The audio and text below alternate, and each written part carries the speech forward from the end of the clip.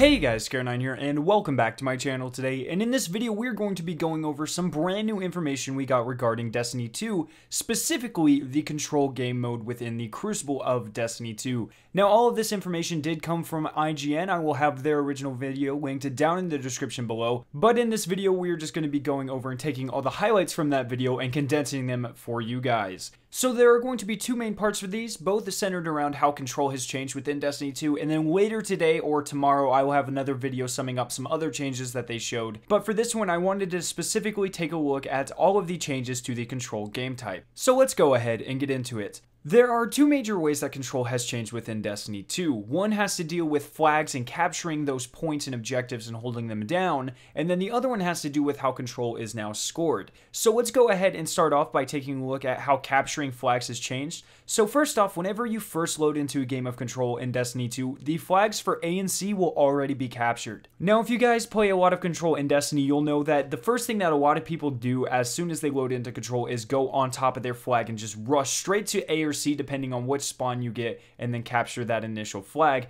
Well, it seems like this type of gameplay wasn't setting up the type of battle that Bungie was hoping for. So Lars Bakken, who was doing the interview with the guys from IGN, actually said that they made this move so that there was initially a giant battle for the B capture flag. This way, not everyone has to worry about capturing the flag initially. Basically, everyone just gets to go rush straight to the B flag and try to capture it, which will make some really awesome, gigantic battles right off the bat. Now, there is a couple other changes to how capturing flags works as well. So in Destiny 1, when you wanted to capture an enemy's flag, you actually had to sit on it for two phases. The first one was to neutralize the flag, and then the second one was to capture it. Well, in Destiny 2, they actually got rid of the entire neutralization step. So as soon as you step on an enemy's flag, you are working towards capturing it for your team. Then in addition to that, in Destiny 1, the more people that were on a flag, the faster it would be captured. However, in Destiny 2, it captures much more quickly than in Destiny 1, and it does not matter how many people are on the flag, it will capture the same speed regardless.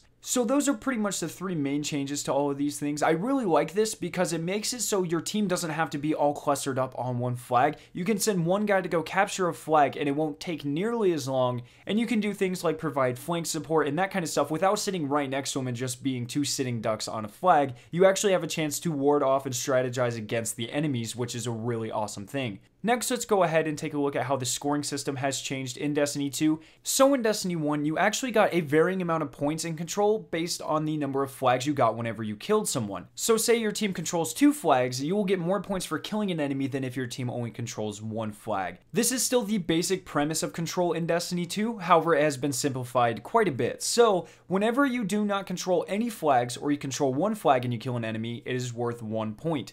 If you control 2 flags and you kill an enemy, it is worth 2 points. And if you are controlling all 3 flags on the map and then you kill an enemy, it is worth 3 points. Now, you also get a point each additional time you capture a flag, even if you don't kill an enemy, which is still pretty cool. And finally, the score that you were trying to reach to end the game is 75 points on your team. I'm actually a very, very big fan of these changes to the score system. In Destiny 1, one of the most annoying things was losing a Crucible match by 5 points because the other team got like an extra revive or an extra assist or something like that. And it appears that in Destiny 2, this will not be a problem because the score system is much more simplified and unified across the board, which is very, very nice. Now, they also said that the games will last an average of 8 minutes compared to the average of 10 minutes of control matches in Destiny 1. So overall, it looks like all of these changes are working towards a common goal, making the game just a little bit quicker. The capture points are much easier to take, but at the same strength, the enemy team can be anywhere because they don't all have to be grouped up on one flag. And then you can add to that the initial very quick battle for B flag because the A and C flags will already be captured when you load in. Then you have a much more simplified scoring system and a shorter average match time. I'm a big fan of every one of these changes. All of them seem to work towards making Crucible a more fun place to hang out within the Destiny universe,